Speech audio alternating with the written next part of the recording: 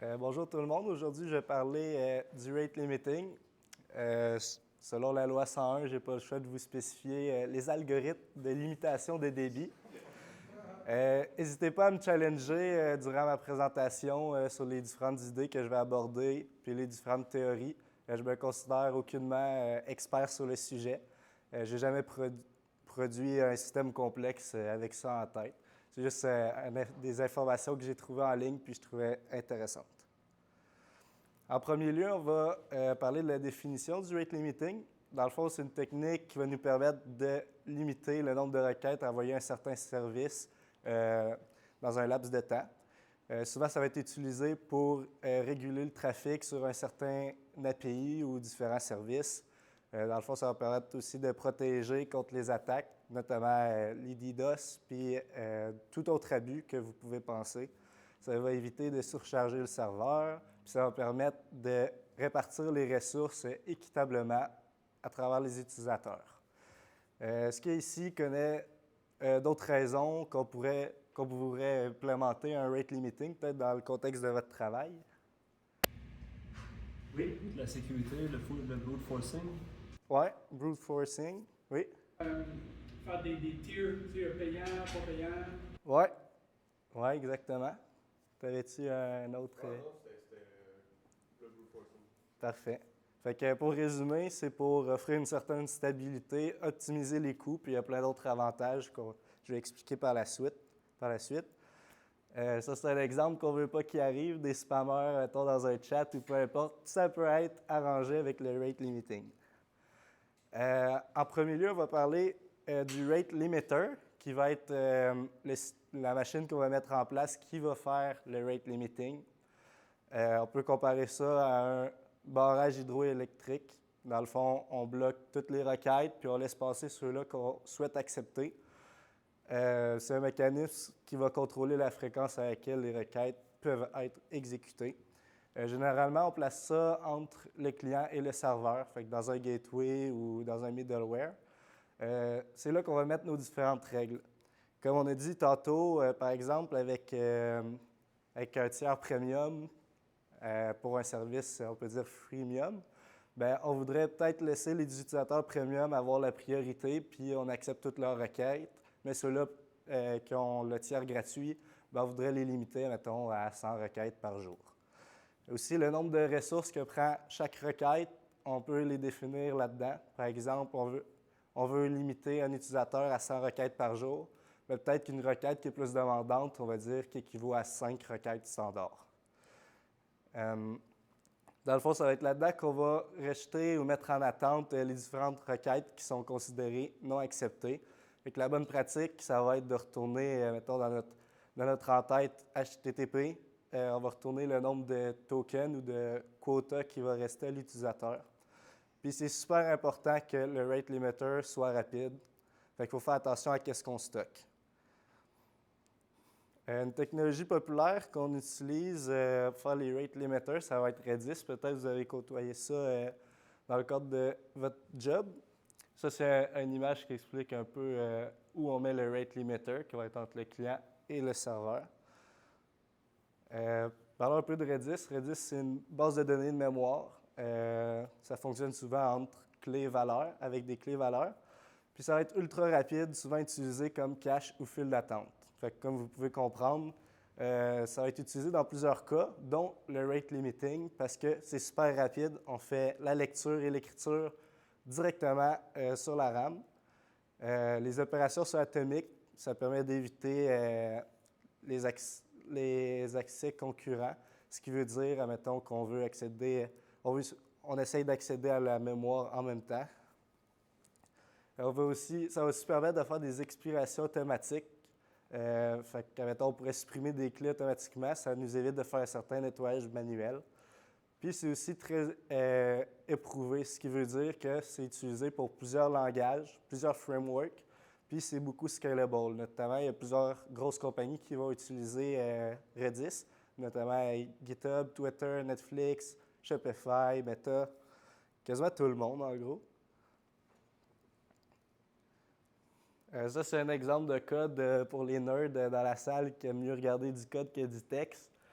Ici, ce serait un exemple super simple, mais qu'est-ce qui nous intéresse aujourd'hui, ça va être surtout les variables. Fait qu'on va regarder les différents algorithmes avec les variables, puis comment ça arrange pour faire de quoi qui fonctionne. Il y a plusieurs autres régulations qu'on peut faire au front-end. Pour résumer, avec le rate limiting, on va strictement limiter le nombre de requêtes. Fait que les requêtes qui dépassent la certaine limite vont être rejetées. Ça veut dire que tu fais 100, mettons, on a accès à faire 100 requêtes par minute, bien la 101e va être rejetée, puis on va renvoyer un HTTP 429. Mais il y a d'autres concepts qu'on peut appliquer avant de se rendre là. Fait qu'au front-end, on peut faire quelque chose qui s'appelle le throttling, que lui va avoir le contrôle, il va faire le contrôle du flux en ralentissant les différentes requêtes au lieu de les bloquer. Fait que ça évite la surcharge du système, mais sans rejeter systématiquement les requêtes. Fait que les requêtes excédentaires vont être mises en attente. Par exemple, un scroll infini comme on peut voir sur Facebook ou peu importe l'application Web 2, bien, quand tu scrolles super vite, il ne va pas exécuter 100 millions de requêtes parce que ton doigt il décide d'aller vite aujourd'hui. Il va attendre d'exécuter un peu à la fois pour ne pas surcharger le système. Un autre concept serait le debounce. Celui empêche qu'on appelle une fonction trop régulièrement. Fait que dans le fond, on va exécuter une fonction seulement quand on n'a plus de nouvelles de l'action qu'on est en train de faire. Fait que ça permet d'optimiser souvent les performances côté front-end. Par exemple, on a une search bar en temps réel dans notre application. Par exemple, tu es sur Amazon, puis là, tu recherches un produit, puis il affiche en temps réel les produits juste en bas. Bien, on ne voudrait pas qu'à chaque lettre qu'on rentre, ça fasse une requête parce que la personne, on comprend qu'elle n'a pas fini de rechercher. Fait qu'on pourrait attendre, répétons, la moitié d'une seconde. Quand il a arrêté d'écrire, bien là, on fait la requête. Fait qu'encore là, les requêtes sont pas annulées, on attend juste avant de la faire. Aujourd'hui, on va explorer 4 types d'algorithmes. Ce n'est pas les seuls qu'on peut trouver dans la nature, mais ça va être ceux-là qui sont souvent utilisés par les grosses compagnies. Est-ce qu'il y en a qui en connaissent quelques-uns qui veulent essayer de deviner ceux-là que j'ai choisis? Leaky Bucket. C'est un des seuls que je n'ai pas pris, mais super bon choix. Hein? Round Robin. Non, lui, je ne le connais pas, ou peut-être que je l'ai employé d'un autre nom. Sliding Window. Oui, ça, je l'ai. Un classique. Fait que je vais avoir Token Bucket, qui n'est pas loin du Leaky Bucket, mais il est un peu à l'envers. C'est la même chose à l'envers, on va dire. Puis on a Fixed Window, Sliding Window, puis Sliding Window with Counter. En premier lieu, on a le Token Bucket. Dans le fond, on va avoir un nombre fixe de jetons qui est généré à un certain rythme régulier, puis on peut comparer ça à un saut de jetons, comme il est écrit là. Puis à chaque fois qu'on va exécuter une requête, on va enlever un jeton du bocal. Fait que si on décide de faire 10 requêtes, puis là, ton bucket, 10 jetons, bien, ça va vider ton bucket, puis tu ne pourras plus faire de requêtes. Puis, à fur et à mesure que le temps avance, le seau va se remplir, puis tu pourras commencer à faire des requêtes. Les paramètres qu'on a besoin pour cet algo-là vont être la limite, fait que le nombre maximum que tu veux mettre dans ton bucket, puis aussi le refill rate, fait que le nombre de jetons par seconde, par minute, peu importe que tu veux rajouter dans ton seau. Pour expliquer un peu mieux, ici on peut voir à gauche, ça serait la première étape. Il y a un jeton qui est généré régulièrement. Si le seau est plein, on ne le rajoute pas. Si le seau n'est pas plein, on le rajoute dans le seau, prêt à être utilisé. Fait que ça permet de mettre une certaine limite à l'utilisateur. Puis dans le cas à droite, quand l'utilisateur va faire une requête, si un jeton est disponible, on enlève le jeton, puis on accepte la requête, sinon c'est refusé. J'ai même un petit exemple, je vais vous ramener ici. C'est une démonstration. Ça, ce serait l'exemple du token bucket. Comme vous pouvez voir ici, ce serait nos buckets. On en a 6 maximum. C'est pour ça qu'il n'y en a aucun qui se rajoute. Puis si on vient faire un hit, ça lance une requête. Puis si on décide de vider notre bucket, Il va continuer à en rajouter. Je pense que là, dans les settings, c'est 1 à chaque 3 secondes. Puis si ton bucket est vide, ben too bad, tu n'as plus accès à l'API. Fait que ça permet de limiter. Puis je vais voir avec vous les différents avantages que ça donne. Je suis capable de m'en aller.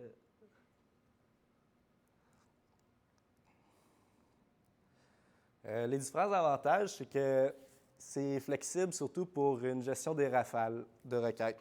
Par exemple, à court terme, comme on a pu voir avec l'exemple, si je décide de lancer plein de requêtes, bien, si ton seau est vide, bien, il ne te laissera plus faire de requêtes.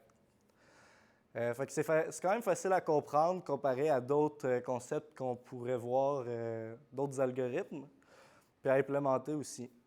C'est facile de modifier les configs. Comme on a vu tantôt, on avait juste 2 paramètres à rentrer, facile à comprendre. Puis si les requêtes sont demandantes, bien, on dit on retire 2 seaux du bucket. Fait qu'on peut vraiment customiser un peu tout avec cet algo-là, mais il y a quand même des désavantages. Ça prend plus de mémoire que d'autres algorithmes parce qu'il faut quand même stocker la liste des crédits qui sont utilisés pour chaque utilisateur. Chaque utilisateur ou les différentes ou bloquer une adresse IP directement. Puis on ne peut pas garantir que les requêtes vont être réparties uniformément dans le temps parce que tout le monde pourrait décider « go, on vide notre bucket en ce moment » puis ça pourrait overloader le système. Les ajustements des variables sont faciles à comprendre, mais c'est quand même difficile d'essayer de les mettre pour que tu aies un overflow, peut-être pas un overflow, mais comme un rythme constant d'utilisation, parce que tu ne sais pas comment les gens vont l'utiliser. C'est surtout utilisé pour les API publiques. Ça permet de bloquer seulement une adresse IP facilement parce qu'on retient un certain user, il reste combien dans son bucket. Les compagnies qui l'utilisent, c'est surtout Stripe et OpenAI. OpenAI avec leur ChatGPT, avec leur version gratuite. Ici, on peut voir les différentes variables que ceux-ci utilisent. Puis dans le cas de Stripe, pourquoi ils utilisent un rate limiting? C'est question que si quelqu'un décide de rentrer les informations de carte de crédit ou peu importe, ils ne peuvent pas overloader le système en essayant infini carte de crédit pour essayer de faire péter toute la patente. Fait que c'est assez bien. Fix window, ça c'est un des algorithmes les plus faciles, puis sûrement ceux-là que vous avez déjà côtoyés.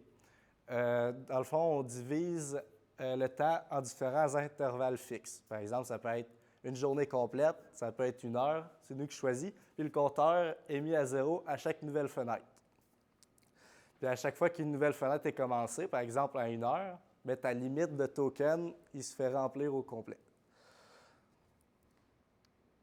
Je vais ramener ici. Ouais. Fait que quand on est à la fin de la fenêtre, bien, le compteur est réinitialisé à 0. Fait que toi, ta limite est à 10, tu retournes à 0, tu peux en faire 10 tout de suite. Fait que quand une requête est reçue, on augmente le compteur. Si c'est en dessous de la limite, on l'accepte, sinon on la refuse. J'ai même un petit exemple ici. Vous êtes déjà allé à la ronde? J'espère que oui, c'est vraiment le fun. On peut comparer le parc d'amusement à un API, puis le parking, que lui est vraiment plate, aux requêtes. Puis là, bien sûr, en début de journée, tu te parques, il n'y a pas de problème. Mais là, à un moment donné, le rate limiter va dire « il n'y a plus de place, buddy, tu reviendras demain matin ». Fait que ta fixe window, ça serait 24 heures. Fait que là, il n'y a plus de place pour envoyer ta requête. L'API ne va pas l'accepter. Fait qu'il faut t'attendre à la fin de la window pour pouvoir faire ta requête. J'ai aussi la démonstration pour ça, que je vais la ramener ici. Je les ai pour toutes, ça va bien. Fix window, ça va être lui en haut. Fait que ceux-là, ils l'ont mis à 24 heures, fait que de minuit à minuit tous les jours. Qu'est-ce qu'on peut faire? C'est faire mes requêtes. J'en ai 6 limites, puis là, je ne peux plus. Puis là, après minuit, je vais pouvoir les faire. Qu'est-ce qui arrive, par exemple? Un des désavantages, c'est que quelqu'un pourrait décider, je vais attendre à l'autre fenêtre, quelqu'un pourrait décider de spammer toutes ses requêtes juste avant minuit. Il fait ça, puis après, il continue après minuit. On vient de lui laisser la chance de faire le double de requêtes. Fait que ça permet ça gère un peu moins les pics.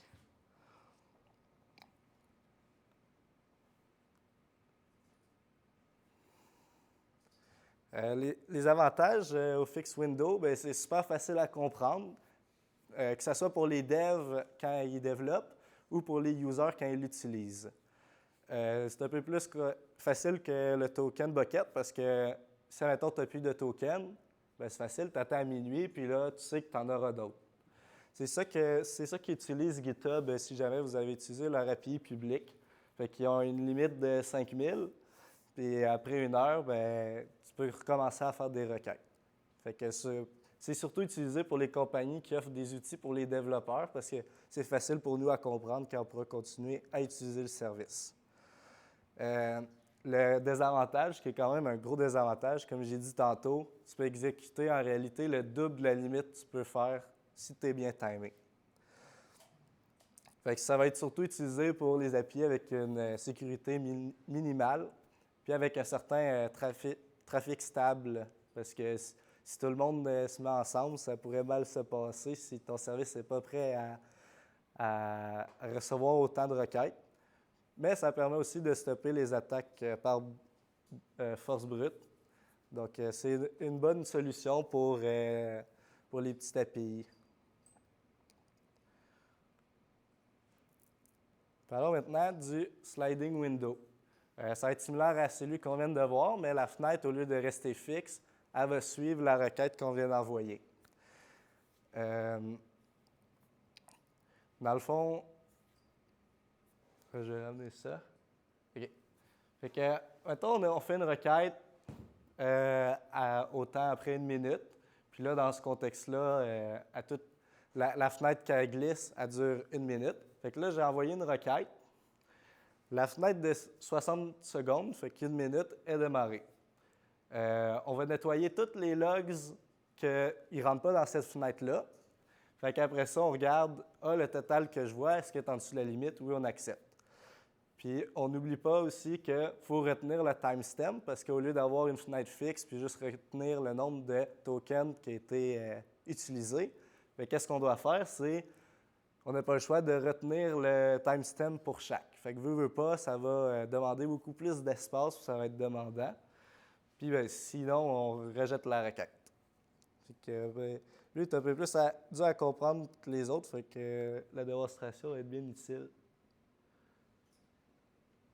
Sliding window juste ici. Fait que là, vous voyez, quand je genre sur une requête, il y a une fenêtre qui commence. Fait qu'on n'a pas le choix de retenir le moment qui a été lancé parce qu'il faut savoir quand il a été expiré. Quand il a été expiré, ben, on le sait à cause que ça fait 60 secondes, par exemple, qu'il a été lancé. Fait qu'à chaque fois qu'on lance une requête, on se dit « Ah, est-ce que les requêtes que j'ai envoyées auparavant, est-ce qu'ils ont expiré? » Puis si dans le cas de non, bien, il ne me laissera pas y aller parce que je vais être dans les fenêtres.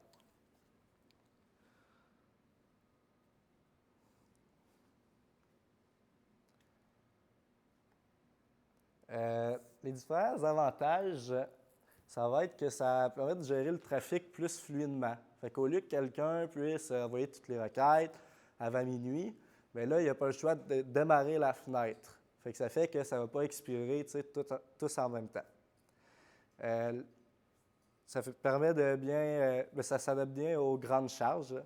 Puis aussi, ça fait une répartition un peu plus douce et précise. Fait qu'on peut, en tant que développeur, savoir un peu à quoi s'attendre.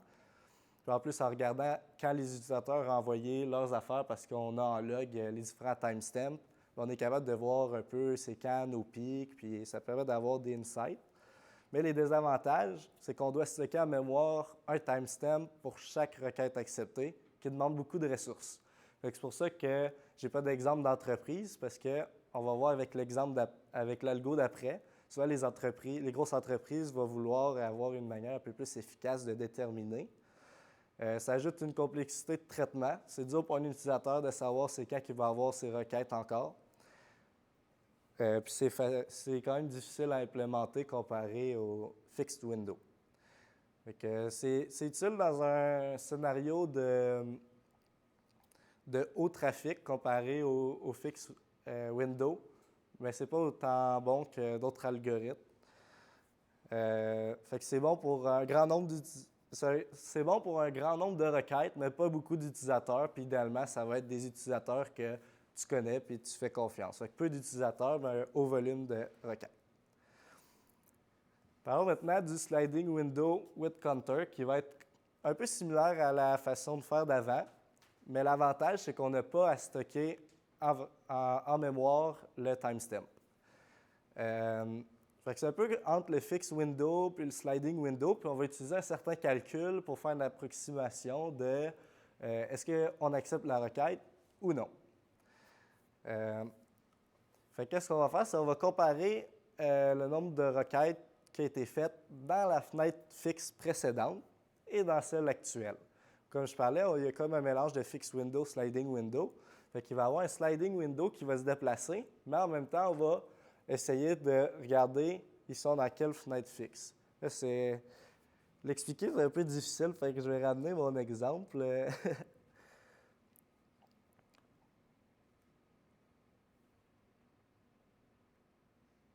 Ça va être celui-là. Fait qu'ici, on a les fenêtres fixes qui bougent. On voit même le pourcentage de comment ils utilisent la fenêtre fixe. Bien, je veux dire les fenêtres qui glissent. Il y a un certain pourcentage. Puis si je viens faire un hit, comme on peut voir, on essaie de dire approximativement combien de hits a été fait selon le nombre de pourcentages qu'on est passé dans la sliding window comparé au fixed window. Fait que là, on peut voir ici que juste en haut, on a une approximation des hits qui est à 4. Puis là, ça n'arrête pas de réduire parce qu'on a une nouvelle fenêtre qui commence. Fait que là, on n'a pas besoin de garder le timestamp parce qu'on fait juste calculer. Ça fait 50 de la fenêtre qui est passée. On a 4 requêtes. Bon, ça devrait dire qu'il nous reste X requêtes qu'on peut faire. Je vais regarder avec vous le calcul mathématique après. Mais on peut voir la différence. C'est des fois, il va me laisser faire une requête, mais il ne m'aurait pas laissé en haut. Fait que c'est juste une approximation, mais c'est vraiment similaire à sliding window. Puis souvent, quand on fonctionne avec des API, on n'a pas besoin d'être super précis à la requête près. Fait que ça va être un avantage de prendre ça pour ne pas utiliser autant de ressources.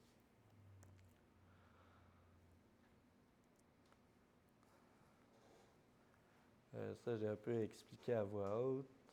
Les paramètres ici, ça va être les mêmes pour toutes les autres. On va avoir la limite, mais au lieu d'avoir le refill rate ou peu importe, on va avoir le window duration, la durée de la fenêtre.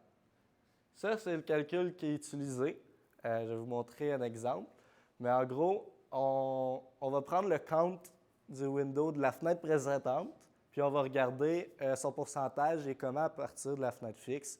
Si c'est 50 bien, si ton previous window count est à 3, bien, tu fais 50 c'est 1,5. Puis tu fais plus le nombre de requêtes que tu as faites dans la fenêtre actuelle, ça donne une bonne approximation. Fait que là, si ton approximation est en haut de la limite, est refusée. Si c'est en bas de la limite ou égal à la limite, bien, on va l'accepter. Ici, j'ai un exemple avec un dessin. Fait que j'ai extrait les variables là. On a une limite on peut faire 3 requêtes aux 5 secondes. Les 5 secondes sont séparées par les pointillés ici. La fenêtre d'avant, on peut voir on a 3 requêtes. Par exemple, la fenêtre, on l'a passée, on est à 60 de passé, bien, qui reste d'afficher. Là, on essaye de déterminer si la requête, la bulle grise, à la 7e seconde, si elle va être acceptée. Là, on a fait une requête. On dit une requête dans la fenêtre en ce moment parce que c'est elle qu'on essaye de faire passer. Fait que là, on est en train de faire une requête, on a 3 requêtes dans la fenêtre avant, pourcentage 60 %. On met ça dans notre belle petite formule. Puis là, ça nous fait 2,8. 2,8. En dessous de 3, requête acceptée, on la laisse passer. Si quelqu'un décide de faire une requête directe à la 8e seconde, on sait que ça va être en haut de 3, pas besoin de faire le calcul, puis la requête va être refusée. Fait qu'au lieu de retenir le timestamp, on fait un petit calcul comme ça. Tu mets ça dans Redis, puis tout se fait tout seul. Problème réglé, on ne parle plus de ça.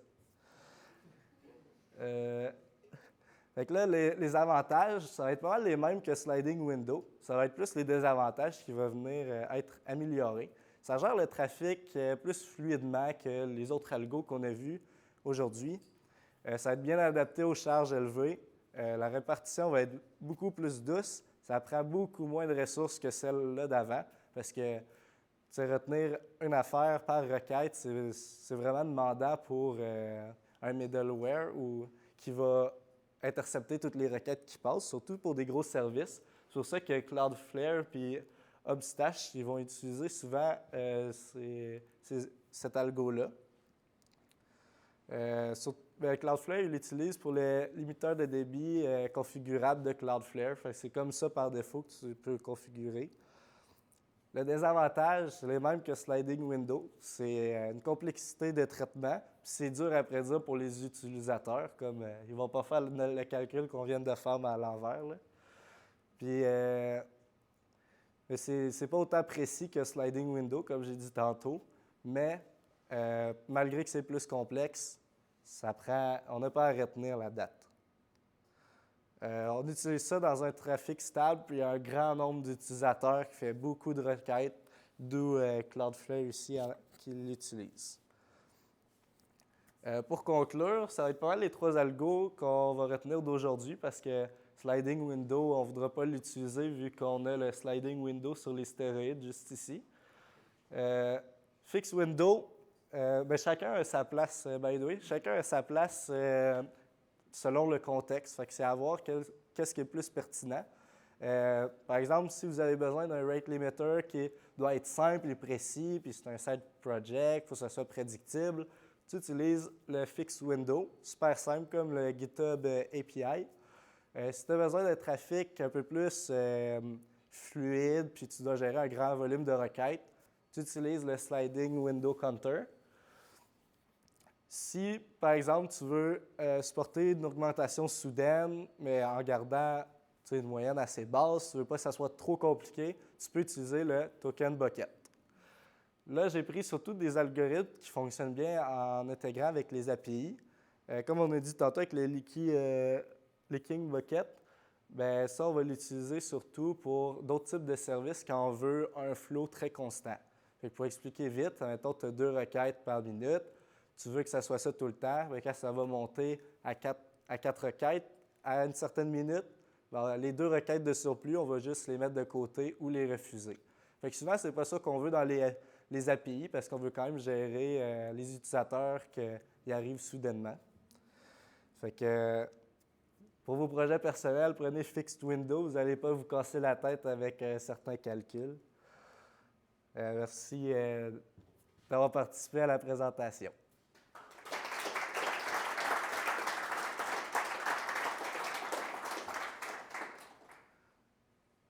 Oui? Petite question. Souvent, la plupart du temps, quand tu utilises un API qui est un rate limiter, il va te retourner des headers que tu peux utiliser pour toi-même, de ton côté, gérer tes requêtes. Est-ce qu'avec chacun de ces algorithmes-là, tu pourrais calculer le nombre de requêtes qui te restent pour les renvoyer à l'utilisateur? Oui. Chaque requête, dans le fond, tu pourrais dire à l'utilisateur, chaque algo, tu pourrais dire à l'utilisateur combien il reste de requêtes à faire en X temps. C'est sûr que quand tu utilises un certain calcul, tu pourrais dire un nombre de requêtes qui lui reste, mais quelques secondes après, ça va changer, même s'il n'a pas fait de requête. Mais oui, quand tu fais une requête HTTP, dans le header, on va directement te retourner le nombre de tokens qui va te rester. Ce n'est pas toutes les API qui vont fournir l'information, mais un API bien fait, normalement, il va le retourner. D'autres questions? Oui? Je suis en train de penser. Justement, là, les différents rate limiters que tu montrais, est-ce que c'est un middleware que tu bakes directement genre dans ton app? Ou dans le fond, c'est un livrable à mort que tu vas déployer comme en avant de ton application qui va s'occuper dans le fond de filtrer toutes tes requêtes? Dans le fond, tu peux le mettre dans un middleware. Fait que dans le fond, tu peux le mettre un peu où tu veux. C'est juste qu'il faut que tu t'assures que quand la requête est faite, ça passe par le rate limiter avant de se rendre au service. Fait que tu peux le mettre du côté que tu veux. Pourquoi on ne le mettrait pas directement côté client? C'est parce que quelqu'un pourrait essayer de pigner l'API sans passer par ton application. Fait que là, lui, il ne passerait pas par le rate limiter, ça pourrait causer des problèmes.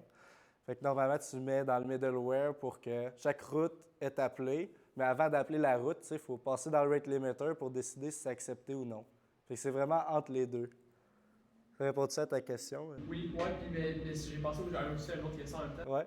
Tu sais, mettons, avec une application qui a un instance, toi, c'est un container qui a un instance, ça marche pas bien. Tu sais, mettons, tu as comme 5 instances de cette application-là. Est-ce que ton Redis, lui, vient faire un rate limiter qui est comme global ou ça fait en sorte que chaque instance a leur propre quota au niveau du rate limiting? Tu peux choisir. Dans le fond, admettons, si tu es Amazon, c'est pas une grosse compagnie, tu pourrais utiliser différents, admettons, Redis avec différentes algos différentes selon tes services. Mais admettons, dans ton cas, tu dis je veux utiliser le même algorithme, je veux mon quota soit le même dans les sur mes différents API. Comme ça, si un utilisateur ping au service 1, bien, il arrive au service 5, je ne veux pas qu'il ait accès. Oui, tu peux connecter le Redis aux plusieurs middleware. Dans le fond, si tu calls le rate limiter sur chaque requête, en compte, tu rajoutes quand même de l'overhead sur le temps de gestion des requêtes, right? Oui. Et as-tu une stratégie peut-être pour, je sais pas, caller le rate limiter moins souvent, ou il existe-t-il des manières d'éviter de rajouter un certain nombre de millisecondes sur chaque requête entrante? Mettons qu'on parle d'une app dont la vitesse est cruciale. Dans le fond, si la vitesse est cruciale, c'est sûr qu'il faut que tu prennes un algo que tu n'as pas à retenir beaucoup de choses. Par exemple, vraiment le minimum, ça va être combien de requêtes l'utilisateur a faites. Mais... Mettons, malgré le calcul in-memory est somme toute rapide, c'est l'appel à ton service de rate limiter. Ou c'est le network, finalement. C'est la latence qui va rajouter quand même du temps. Oui, mais c'est parce que si tu veux bien protéger, tu n'aurais pas le choix de faire un check. Mais qu'est-ce que tu pourrais faire, c'est un check, puis à partir, mettons, de la 100e requête, là, tu commences à faire tes algos parce que tu dis, il y a peut-être une attaque ou quelque chose. Mais dans tous les cas, tu as besoin de check. Fait que d'après moi, ça va être plus lent. D'après moi, tu ne peux pas avoir un rate limiter puis être le plus performant possible. Je pense que cette couche de sécurité-là, tu sais, vu que tu n'as pas le choix d'embarquer dans un système pour voir si tout est good, ben tu n'auras pas le choix d'adopter cette lenteur-là. Je me sens mal, c'est une question rhétorique que je posais parce que j'ai vu un ajustement dans le fond du bucket de token. DynamoDB, ce qu'ils font, c'est qu'ils ont un service de rate limiter. Chaque instance du service qui veut être rate limité va demander à l'avance donne-moi 100 jetons. Donne-moi 100 jetons, puis là, ils ont les jetons in-memory. Ils n'ont pas encore besoin de rappeler le rate limiter sur chaque requête, puis ils les ont en mémoire. Puis là, éventuellement, il me reste seulement 10 jetons. Je vais aller redemander au rate limiter. Ce serait dans le client, Non, c'est vraiment sur les instances des applications, donc des services. Et là, ils vont dire au rate limiter, donne-moi-en 1000. Comme ça, tu n'as pas un rate limiter, un rate limiting qui est vraiment exact, mais approximativement très correct. Puis ça évite de rajouter de l'overhead sur chaque request qui rentre. Là-dessus, ouais, d'après moi, tu ferais grosse question rhétorique parce que je connaissais déjà la réponse, mais... Non, mais tu soulèves un bon point. Genre, exact. Ou même avant, ça peut être asynchrone, dans le fond. Là, ça peut être un thread ou un processus qui dit il ne me reste pas beaucoup de jetons. Je vais aller appeler le limiteur. Ouais, ça marcherait ça. Tu as des bonnes idées. J'aurais aimé ça l'inventer, cette idée-là, mais la première fois que je l'ai entendu, c'est chez DynamoDB. Ouais. Mais d'après moi, avec pas mal toutes les requêtes, peut-être moins le calcul, tu pourrais, comme tu dis, quand tu fais la requête, ben là, il te donne un stock de jetons, puis là, tu leur calls, mettons, ton service ou ton client va déterminer quand il a besoin de leur caller. Fait que oui, tu aurais moins de calls en théorie. Ça veut dire que tes sessions sont sticky, ça veut dire que tu vas toujours servir utilisateurs avec la même instance? Non, Ouais, c'est- probablement que c'est au niveau du load balancer, ouais, qui doit rediriger les utilisateurs vers. Mais j'ai vu ça dans un talk de Dynamo. Si je me rappelle dans l'article. Je ne l'ai pas implémenté moi-même. Ils font de l'approximatif, là, fait qu'ils font quand même juste du round robin sur les instances. Puis Ok. ils disent si de façon générale, tu fais classer sur différentes instances, à un moment donné, tu vas piquer quand même. Ok, Tu vas ouais. faire bloquer. Ouais, ok. Ouais, qui a bien du sens. C'est que aucune c'est personne vraiment- qui sont utilisées égales Attends, des à instances. travers les instances. Fait que, mettons que tu as genre 4 instances puis 1000 requests, ben, tu mets 250 tokens dans chaque instance, puis tu assumes que tu es à peu près. C'est ça que tu fais. Si de moment donné, tu pognes tout le temps la même parce que tu es malchanceux, Ouais, c'est ça.